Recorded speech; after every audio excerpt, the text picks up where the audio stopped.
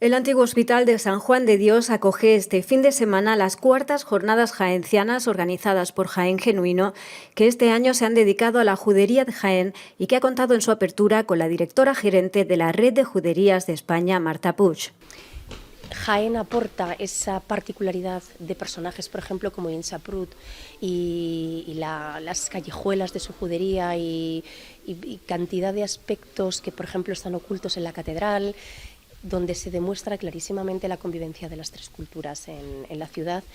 y nos hace un recorrido a través de las diferentes juderías de Andalucía,